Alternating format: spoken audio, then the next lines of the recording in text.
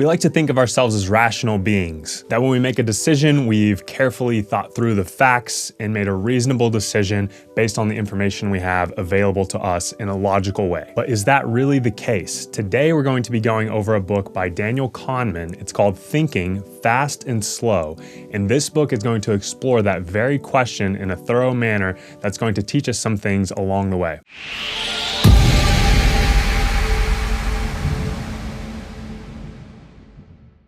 Welcome back to the channel. Today we're going to be going over a book that I've been putting off reading properly for many years now. I've known of it and I've even cited it and cited work from Daniel Kahneman and research that I've done. Many of the other books I've read in the space of psychology have referenced this book specifically. For a long time, I put off reading it properly because I felt as though I already understood the core ideas. And while much of the content was familiar to me, it was a really nice and thorough refresher. It revisits these psychological concepts with a clarity and a depth that's hard to find elsewhere. And if you're at this point unfamiliar with the concepts that this book covers, then I think that you could consider a thorough read through of this book as essentially a rough estimate of a psychology course in college. You're going to learn so much from this book, and it really does lay a foundation that I think is essential to anyone who wants to have at least a passing understanding of human psychology. So this book takes a deep dive into the cognitive machinery that constitutes the very way in which we navigate our lives on a daily basis. What do I mean by that? I mean, it goes into the cognitive machinery behind our thoughts, our judgments, and the way that we make our decisions in everything that we do. Now, it's written by Daniel Kahneman. He has a Nobel Prize in psychology, and this book covers decades of research that he did with a colleague of his. More specifically, it explores how much of what we tend to consider as rational thought is actually processed by a type of cognitive processing that's really beneath the surface. That is to say, subconscious, automatic, it's very fast, and it's very efficient. This will be known as type 1 processing, and we'll speak more about it specifically as we continue in the video. So that will make up the first part of this video where we talk about this two-system model of thought. Then we'll move on to talk more about heuristics and how we are subject to cognitive biases when it comes to our employment or our use of heuristics in our daily life. And we'll also spend some time towards the end of the video touching on this idea of prospect theory and loss aversion. So if you're unfamiliar, Thinking, Fast and Slow, this book, focuses on a two-system model of thought where we have a type 1 processing mode and a type 2 processing mode. Now, type 1 is named as such, it is first, because this is what we actually use most of the time. This type of thinking is subconscious, it is automatic, and it is highly efficient. This is how we navigate our daily life without having to stop and think and process consciously every little decision that we make. So think beyond things like math problems where you're slowing down and purposefully thinking through a problem. Think about just hitting the brake versus the gas versus the turn signal versus turning the wheel versus doing all these things at the same time when you're simply driving, or when you're navigating through a grocery store, how you're going through the aisles and picking out what to eat without slowing down and taking the time to really think through every little decision. This is a way that you have evolved to think without using up too much energy or time. It is highly efficient and it actually works most of the time, but we're going to talk more about the ways that it doesn't work and where it leads us astray, particularly in our modern world. So if that's type 1 processing, then type 2 processing is the slow, deliberate, conscious type of thinking that you employ whenever you need to really slow down and use rational thought in order to work through a problem. So this is obviously illustrated by things like math problems, but it comes up anytime you're trying to use statistics in a rational way. It comes up anytime you're faced with multiple options and you can tell that your decision is very important and that the outcomes of your decision will really have an effect on your life. You may slow down and use your type 2 processing for these types of problems. It takes up more energy. Your eyes dilate, you use more glucose, you use more oxygen, your brain uses up more energy is what we're saying there. And so it's something that you don't want to have to do all the time, all day. It would be exhausting and it would use up too much energy. So a bit more about type 1 processing, or system 1 processing as Kahneman calls it.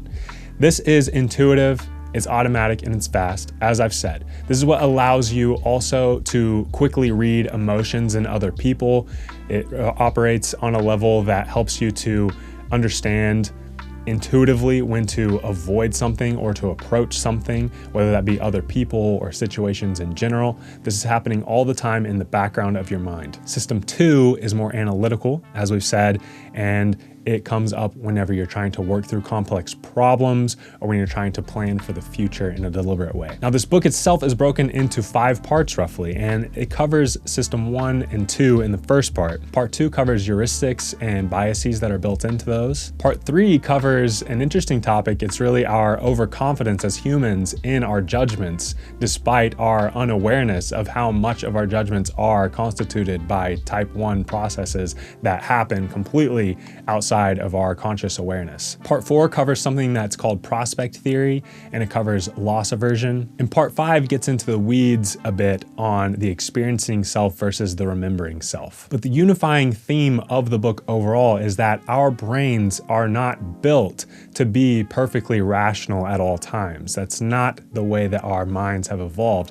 Our minds have really evolved to survive and to be highly efficient. Now, this cost of being highly efficient and being good enough most of the time does come with the downside of at times being technically incorrect. That is to say that we make decisions that actually aren't rational a lot of the time, especially if we're unaware of what's going on and we don't take the time to slow down and use our system 2, so to speak, processing in making our decisions. For example, if I ask you what is 2 plus 2, you very quickly and automatically know that the answer is 4. That's not the type of problem that you slow down and work through in your mind, adding the 2 integers together so that you can arrive at the answer of 4. It's something that just comes to you automatically. But if asked to calculate a more difficult problem, such as 32 times 17, you may have to slow down, very likely, and use system 2 in order to work through that problem consciously and arrive at an answer. Therefore, system 2, again, is more slow, it's more effortful. And this is a very rudimentary example of the 2 different systems in action. Another example would be the bat and ball problem. If you have a bat that costs $1 more than a baseball, and the total of the 2 together is $1.10. Now, how much does the ball cost? I'll give you a moment to answer that. You can pause the video even if you want to come up with an answer. And as we move forward, I'll tell you that most people tend to come up with the answer of 10 cents. They assume that the ball costs 10 cents, therefore the baseball bat would cost $1.10. But if you add those together, you very quickly realize, okay, well then the total is $1.20. So that can't actually be the case. If you were to slow down, use system 2, then you likely could reason that the ball actually costs 5 cents, the bat $1.05, and together $1.10, completing our problem correctly. But you only arrive at the actual correct answer if you knew to slow down and use your system 2 thinking. Most people quickly come up with the answer of 10 cents, which we know is wrong, but they feel confident about it because it seems intuitive. And it's enough of an intuitive answer to trick system 1 into quickly offering up as a solution. Another fascinating example that I've told to many people because I really enjoy this one would be the Florida experiment, as it's sometimes called. And this demonstrates the power of priming. You can prime system 1 in particular directions. In a general sense, to try to illustrate this briefly, there was an experiment done where the participants were made to unscramble words. You had one group that was unscrambling neutral words, and you had another group, the experimental group, that was unscrambling words which were all related to elderliness. Think of words like gray, wrinkle, bingo, Florida. After unscrambling these words, they were told to leave the room they were in and walk down the hall to a separate room to complete the second part of the study. However, they were unaware that they were actually being timed from the moment they left the first room to the moment that they arrived at the second room. Now, the interesting part of this is that the experimental group statistically arrived at the second room slower. That is, they walked slower down the hallway than the neutral group. And the only thing different about the 2 groups on the whole was the context or the priming that was induced by the words they were unscrambling. And the most fascinating part of this to me is that when asked why they were slower to get to the second room, they would confabulate as to why they were slower walking down the hall. So this is to suggest that although we know as the experimenter that the only difference between the two was the context of the words that they were unscrambling, and this caused a statistically significant difference in the speed at which they reached the second room, they were unaware of this, and they came up with reasons that they thought was the actual truth as to why they walked slower down the hallway. This is confabulation in action. I think this is really fascinating because it suggests that we often may believe we know the reasons behind why we do things, but really, as Jonathan Haidt calls it, this is just the rider on top of the elephant, which would be system one, making up reasons as for why the elephant went in a particular direction. Our system two, or the rider, again, as Jonathan Haidt suggests, is very good at this. And this confabulation, I think, is a very fascinating thing. By the way, I've spoken at length on Jonathan Haidt in other videos, particularly one on his book, The Righteous Mind, which I'll link down below. Now, part two, covering heuristics and biases. Now, if you're unfamiliar with what a heuristic is essentially a mental shortcut that the mind uses in order to simplify more complex problems. These shortcuts can and often are very useful in terms of helping us to efficiently get through our day, but they are subject to biases and at times can lead us in the wrong direction when it comes to our judgments. For example, one way in which this can be led astray is through the use of anchoring. I'll give you an example here. If I were to ask you, what is the population of Turkey? Do you think it is above 30 million or below 30 million? What answer might you come up with? You can come up with an answer yourself right here and now. Now, I'll tell you that your answer is likely different than it would have been if I would have started off by anchoring you to a higher number, such as, do you think that the population of Turkey is above 80 million or below 80 million? The actual answer for the population of Turkey is around 85 million.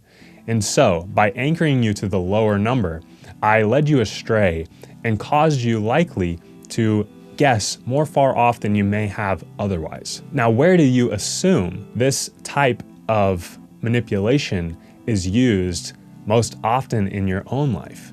And if you guessed sales, then you are correct. Another type of heuristic is the availability heuristic. This essentially says that things that are more readily available to come into the mind based on past experience are more likely to be used as the solution to particular problems. The media uses this often to put certain ideas into your mind, making them more and more readily available so that when you think of particular problems, you more quickly come up with the answer that they want you to come up with. A final example I'll give here would be an example of representativeness. We often judge things by how well it models our mental representation of a thing in that category. This can even lead us to completely dismiss base rates. For example, let me give you a problem that is known as the Linda problem. This problem is found within the book. Linda, for example, is roughly 30 years old.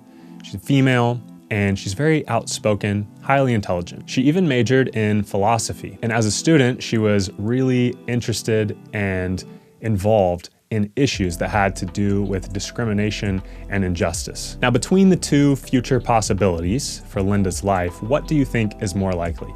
That Linda became a bank teller, or that Linda became a bank teller who was involved in the feminist movement? You may be catching on at this point, but most people who are unaware of what's going on here quickly say that they believe Linda is more likely a bank teller who is also involved within the feminist movement.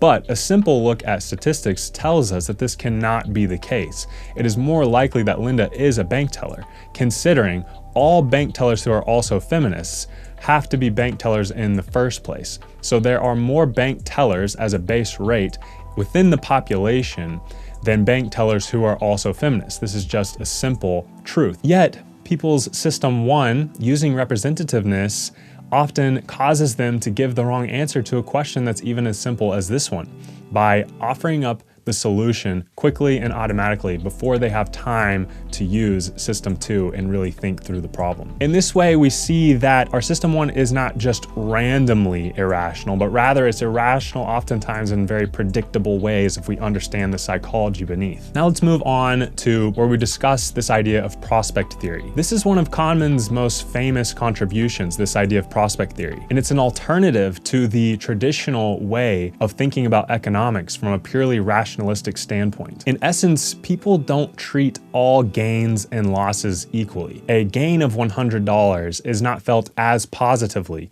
as a loss of $100 is felt. So in this way, Kahneman says that losses loom larger than gains. This insight has helped to reshape our understanding of economics. It helps to explain why people will reject, at times mathematically fair bets. It gives us some more understanding why people hold on to losing stocks, or why people often avoid losing something in the short term in order to gain something more in the long term. Speaking of framing things in a way that represents more of a gain versus a loss, we can think about how statistics are not manipulated directly in a mathematical sense, but the way that they are presented to you are often manipulated in a way that is meant to push your type 1 or system 1 processing in a particular direction, dependent on what the person or the entity who is presenting the statistic to you wants in return. Think about something that has a 10% mortality rate. I could tell you up front,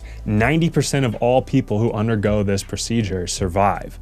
And you would think 90% of people survive, that's pretty good. But if I came out and told you up front, 10% of everyone who undergoes this procedure does not survive, that sounds much more negative. It sounds, in general, more scary. But I haven't said anything mathematically different. The two are actually identical, and it's just the way that it is framed, the framing effect. It's just the way that it's framed that changes how you feel about the information.